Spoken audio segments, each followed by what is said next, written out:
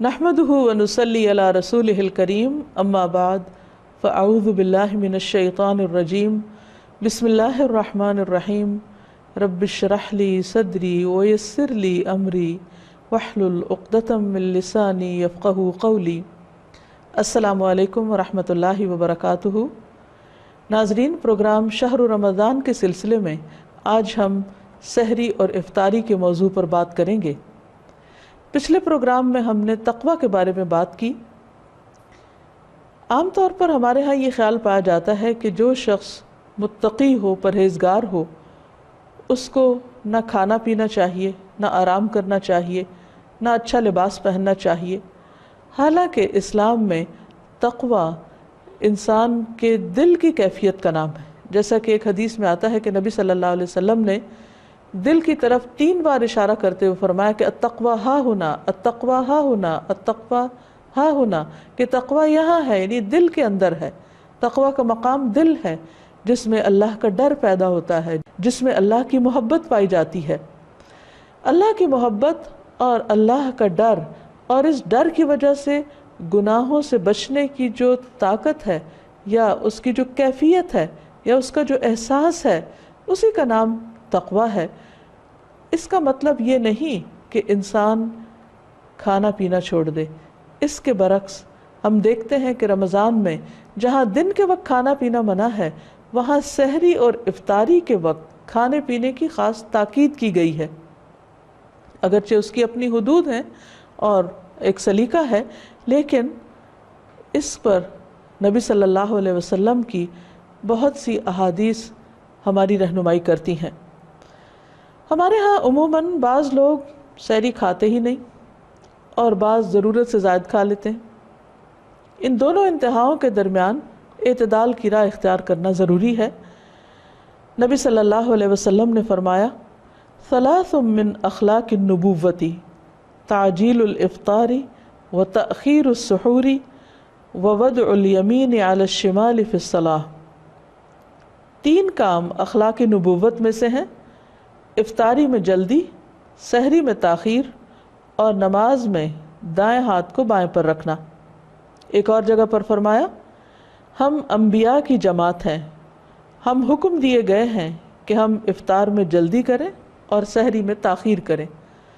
تو ان دونوں احادیث سے یہ پتہ چلتا ہے کہ افطار میں جلدی اور سحری میں تاخیر پسندیدہ ہے۔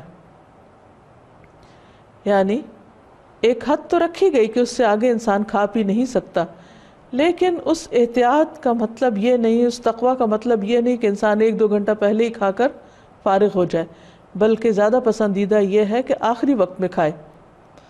اسی طرح افطار کے موقع پر تاخیر کرنے میں کوئی نیکی نہیں۔ عموماً دور زوال میں یہ دیکھا گیا ہے کہ لوگ دین کی اصل روح کو چھوڑ کر، اس کی اسپرٹ کو چھوڑ کر، اس کے فارم یا اس کی ظاہری شکل پر بہت توجہ دیتے ہیں، یا پھر اس میں بھی کچھ اپنی طرف سے انوویشن شروع کر دیتے ہیں، اور اللہ اور اس کے رسول صلی اللہ علیہ وسلم کے دیے ہوئے معیار کے خلاف نیکی اور تقوی کے کچھ اپنے معیار بنا لیتے ہیں، حالانکہ ان کی کوئی ضرورت نہیں، دین تو مکمل ہو چکا ہے۔ تو بات یہ ہے کہ ہم سب کو اپنے آپ کو اس طریقے پر لانا ہے جو محمد صلی اللہ علیہ وسلم کا طریقہ ہے، کیونکہ خیر اور بھلائی اسی میں ہے۔ آپ صلی اللہ علیہ وسلم کی سنت کیا ہے؟ آپ نے اس سلسلے میں کیا فرمایا؟ ایک حدیث میں آتا ہے، آپ نے فرمایا، تسحروا فإن فی السحور برکہ، سحری کیا کرو کیونکہ سحری کرنے میں برکت ہے۔ یعنی سحری کا کھانا اگرچہ بعضوں کا دل نہیں چاہتا، چند لقمے بھی انسان لے لے تو اس سے روزہ بہترین گزرتا ہے، بنسبت اس کے کہ انسان کچھ بھی نہ کھائے اور پھر کمزوری کا شکار ہو، اور اس سے دن کی نمازیں جو ہیں وہ بھی متاثر ہو جائیں، اور شام کے وقت بھی وہ طبیعت کی خرابی کا شکار ہو جائے، تو یہ درست نہیں۔ ایک اور روایت میں آتا ہے، ارباز بن ساریہ کہتے ہیں، مجھے رسول اللہ صلی اللہ علیہ وسلم نے رمضان میں سحری کے لیے بلایا، یعنی سحری کی دعوت کی، اور فرمایا، ہلم الی الغداء المبارک، آؤ مبارک کھانا کھا لو، یعنی اس کھانے کے اندر بھی برکت ہے، وہ تمہارے لیے صحت و عافیت کا ذریعہ ہوگا۔ آپ نے یہ بھی فرمایا کہ جو شخص روزہ رکھنا چاہے اسے کسی چیز سے سحری کر لینی چاہیے، یعنی جو بھی اس کو ملے، خواہ پانی کا ایک گھونٹ ہی کیوں نہ ہو۔ ایک اور روایت میں آتا ہے، عبداللہ بن حارث نبی صلی اللہ علیہ وسلم کے ایک صحابی سے روایت کرتے ہیں کہ ایک شخص نبی صلی اللہ علیہ وسلم کی خدمت میں حاضر ہوا جب کہ آپ سحری کھا رہے تھے۔ آپ نے فرمایا، یہ سحری برکت ہے جو اللہ نے تمہیں عطا فرمائی ہے، لہٰذا اسے مت چھوڑا کرو۔ تو گویا رمضان جو برکتوں کا مہینہ ہے، اس میں ایک خاص برکت سحری کے اندر پائی جاتی، یعنی بظاہر کھانا پینا ایک دنیاوی عمل ہے، اس کو عموماً ہم عبادت نہیں سمجھتے، لیکن رمضان میں کھانا بھی عبادت بن جاتا ہے، وہ بھی خیر و بھلائی اور برکت کا ذریعہ بنتا ہے۔ نبی صلی اللہ علیہ وسلم نے فرمایا، تم لوگ اپنے اوپر صبح کا کھانا لازم کر لو، اس لیے کہ وہ صبح کا مبارک کھانا ہے۔ تو گویا سحری کی برکت حاصل کرنے کے لیے انسان کچھ نہ کچھ ضرور کھائے، خواہ پانی کا ایک گھونٹ ہی کیوں نہ ہو۔ نبی صلی اللہ علیہ وسلم نے فرمایا، سحری کھانا باعث برکت ہے، اس لیے ترک نہ کرو، خواہ پانی کا ایک گھونٹ ہی پی لیا کرو۔ ایک اور دلچسپ بات یہ ہے کہ سحری کھانے والوں پر رحمتیں نازل ہو رہی ہوتی ہیں، یعنی اس وقت انسان کھا پی رہا ہوتا ہے۔ اب ظاہر ہے کہ جب وہ کھا رہا ہوتا ہے تو اس وقت کوئی ذکر نہیں کر سکتا، اس وقت کوئی اور کام نہیں کر سکتا، ایک وقت میں ایک ہی کام ہو سکتا ہے، لیکن کھاتے وقت اللہ تعالیٰ اس بندے پر اتنا خوش ہوتے ہیں، کیونکہ اللہ تعالیٰ کو معلوم ہے کہ یہ بندہ میری خاطر رات کے اس حصے میں اٹھا ہے، اور جب اس کا کھانے کو دل نہیں چاہ رہا تو میری خوشی کی خاطر کھا رہا ہے، تو ایسے بندے پر خوش ہو کر اللہ تعالیٰ اپنی رحمت نازل فرماتے ہیں۔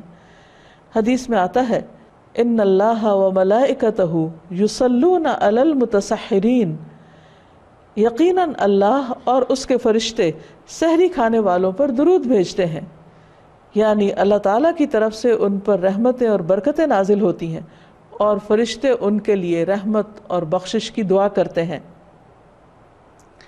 پھر اسی طرح ہمیں یہ بھی پتہ چلتا ہے کہ کھجور بہترین سحری ہے، یعنی کھانے کو تو انسان اپنی پسند کا کوئی بھی حلال کھانا کھا سکتا ہے، لیکن نبی صلی اللہ علیہ وسلم نے کس کھانے کو پسندیدہ قرار دیا؟ فرمایا، نعم سحور المؤمن التمر، کھجور مومن کی بہترین سحری ہے۔ تو اس سے یہ پتہ چلتا ہے کہ سحری کے وقت انسان کو ایسی متوازن غذا استعمال کرنی چاہیے کہ جس سے انسان کو انرجی بھی ملے، دن بھر تر و تازہ رہے، اور اپنے فرائض کو صحیح طور پر ادا کر سکے، اپنی عبادات کو صحیح طور پر ادا کر سکے۔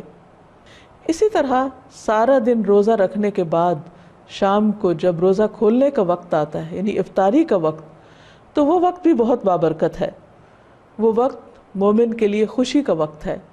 حدیث میں آتا ہے، نبی صلی اللہ علیہ وسلم نے فرمایا، للصائم فرحتان یفرحہما اذا افطر فرح واذا لقی ربہ فرح بصومہ، روزہ دار کو دو خوشیاں حاصل ہوتی ہیں، ایک اس وقت جب وہ افطار کرتا ہے تو خوشی محسوس کرتا ہے، اور دوسرے جب وہ اپنے رب سے ملاقات کرے گا تو روزے کا ثواب دیکھ کر خوش ہو جائے گا۔ ہم جانتے ہیں کہ روزے کا ثواب اللہ تعالیٰ نے کسی کو نہیں بتایا، کسی کے علم میں نہیں کہ وہ کیا چیز ہوگی، وہ کتنی بڑی خوشی ہوگی، لیکن انسان جب اپنے روزے کا اجر اللہ کے ہاں پائے گا تو خوش ہو جائے گا۔ لیکن یہ یاد رکھیے کہ افطاری جلد کر لینی چاہیے، سورج غروب ہوتے ہی روزہ افطار کر لینا چاہیے۔ نبی صلی اللہ علیہ وسلم نے فرمایا کہ لوگ اس وقت تک بھلائی پر رہیں گے جب تک افطار کرنے میں جلدی کریں گے۔ وقت سے پہلے افطار کرنا ناپسندیدہ عمل ہے، اور اس پر ایک حدیث میں سزا بھی بتائی گئی ہے۔ رسول اللہ صلی اللہ علیہ وسلم نے فرمایا کہ میرے پاس دو آدمی آئے، انہوں نے میرا بازو پکڑا اور مجھے ایک دشوار گزار پہاڑ کے پاس لے گئے۔ ایک جگہ میں کیا دیکھتا ہوں کہ کچھ لوگ الٹے لٹکائے گئے ہیں، ان کی باچھوں کو پھاڑا جا رہا ہے اور وہاں سے خون بہہ رہا ہے۔ میں نے کہا کہ یہ کون لوگ ہیں؟ انہوں نے کہا، یعنی جو دو آدمی لے کر گئے تھے آپ کو، کہ یہ وقت سے پہلے روزہ افطار کر دینے والے لوگ ہیں۔ اس موقع پر ایک اور بات بھی ذہن میں رہے کہ اگر انسان کبھی بادلوں کی وجہ سے روزہ جلد افطار کر لے، یعنی انسان یہ سمجھے کہ سورج غروب ہو چکا ہے لیکن ابھی غروب نہ ہوا ہو، تھوڑی دیر کے بعد جب بادل چھٹیں تو سورج پھر نظر آنے لگے اور انسان اپنا روزہ کھول چکا ہو، تو اس صورت میں انسان کو روزے کا اجر تو مل جائے گا لیکن اس کا یہ روزہ ادا نہیں ہوگا۔ وہ رمضان کے بعد کسی بھی دن اپنے اس روزے کی قضا کر لے، یعنی قضا کے طور پر یہ روزہ دوبارہ رکھ لے، کیونکہ وقت سے پہلے افطار خواہ غلطی سے ہی کیا گیا ہو اس سے روزہ ادا نہیں ہوتا۔ اسی طرح ہم یہ دیکھتے ہیں کہ نبی صلی اللہ علیہ وسلم کھجور کے ساتھ روزہ افطار کرتے تھے اور کھجور میں بھی تازہ کھجوروں کو پریفر کرتے۔ حدیث میں آتا ہے کان رسول اللہ صلی اللہ علیہ وسلم یفطر علی رطبات قبل ان یصلی فإن لم تکن رطبات فعلی تمرات فإن لم تکن حسا حسوات من ماء۔ رسول اللہ صلی اللہ علیہ وسلم نماز سے پہلے تازہ کھجوروں سے روزہ افطار فرماتے، اگر تازہ کھجوریں نہ ہوتی تو خشک کھجور تناول فرما لیتے، یہ بھی نہ ہوتی تو پانی کے چند گھونٹ پی لیا کرتے تھے۔ ان احادیث سے ہمیں یہ پتہ چلتا ہے کہ نبی صلی اللہ علیہ وسلم کی افطاری کے معاملے میں کیا سنت تھی، کیا طریقہ تھا۔ چند کھجوریں اور پانی کے چند گھونٹ اور اس کے بعد نماز مغرب کی ادائیگی۔ اس کے مقابلے میں اگر ہم آج کے اپنے طور طریقوں کا جائزہ لیں تو ہمیں اچھی طرح معلوم ہو جائے گا کہ ہم اس سنت میں بہت پیچھے ہیں۔ روزہ میں بھوکا رہنے کا ایک خاص مقصد ہے اور ہم دیکھتے ہیں کہ اس کی وجہ سے یعنی سارا دن جو ہمارے مختلف آرگنز کو آرام ملتا ہے تو ہماری جسمانی صحت بحال ہوتی، ہمارے اعضائے ہضم پر زیادہ بوجھ نہیں پڑتا، ان کو بھی آرام کا کچھ ٹائم مل جاتا ہے۔ لیکن افطار کے بعد جب یکلخت اور ایک ہی دفعہ میں اور ایک ہی سٹنگ میں بہت کچھ کھا لیا جاتا ہے تو وہ مقصد فوت ہو جاتا ہے۔ سارا دن خالی رہنے کے بعد معدے پر جب ایک دم لوڈ پڑتا ہے تو یہ صحت کے اعتبار سے بھی نقصان دہ ہے، اور اسی طرح انسان کے بدن میں سستی اور کسل مندی پیدا ہو جاتی، جس کی وجہ سے پھر نماز مغرب تو کیا نماز عشاء اور تراویح کی نماز بھی متاثر ہوتی۔ پھر کھانا پکانے اور اس کے اہتمام میں خواتین کا عموماً بہت سا ٹائم لگ جاتا ہے، جس کی وجہ سے ان کی عبادتیں متاثر ہوتی ہیں اور یوں روزے کا مقصد فوت ہو جاتا ہے۔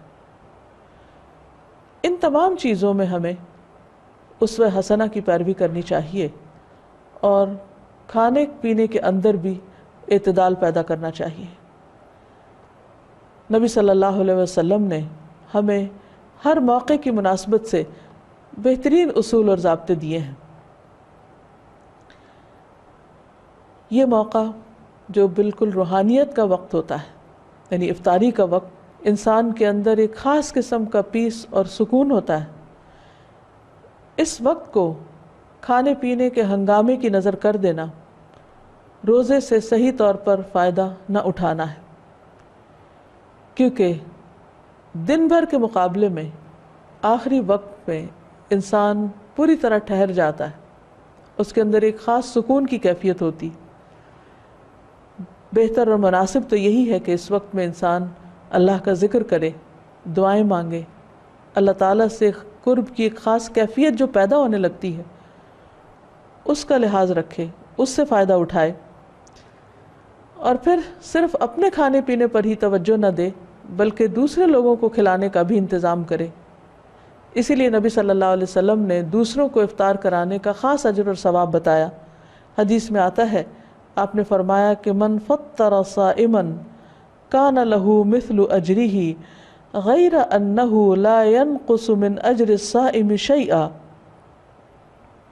جس نے روزہ دار کو روزہ افطار کرایا اسے بھی اتنا ہی اجر ملے گا جتنا روزہ دار کے لیے ہوگا، اور روزہ دار کے اس اجر سے کم کوئی چیز نہیں ہوگی، یعنی روزہ دار کو پورا پورا اجر دیا جائے گا، لیکن اتنا ہی اجر روزہ کھلوانے والے کو بھی دیا جائے گا۔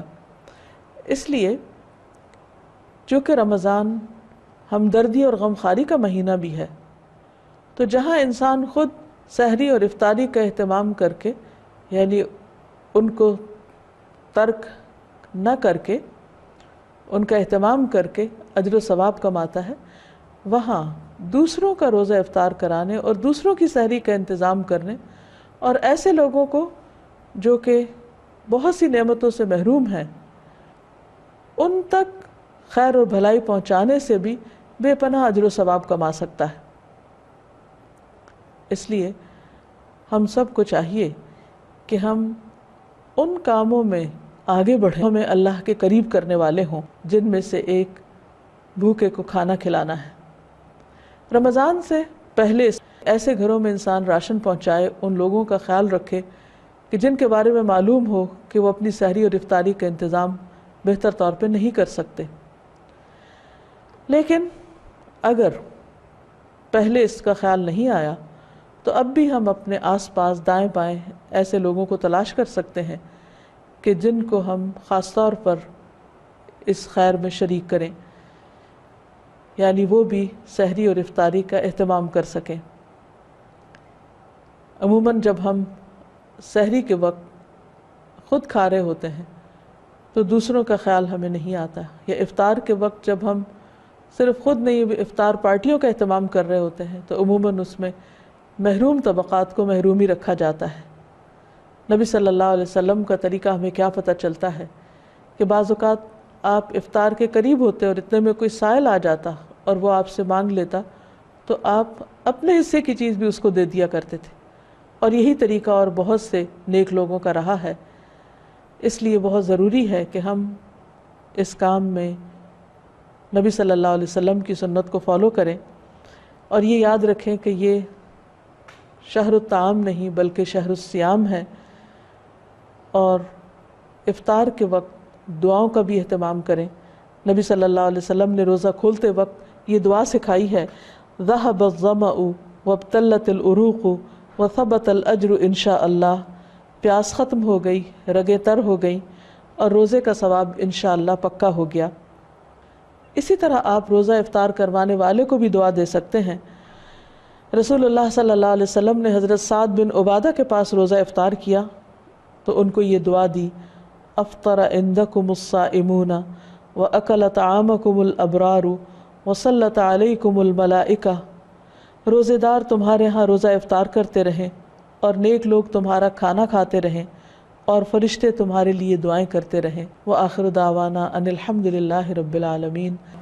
اس کے ساتھ ہی ہم اپنے پروگرام کا اختتام کرتے ہیں۔ السلام علیکم ورحمۃ اللہ وبرکاتہ۔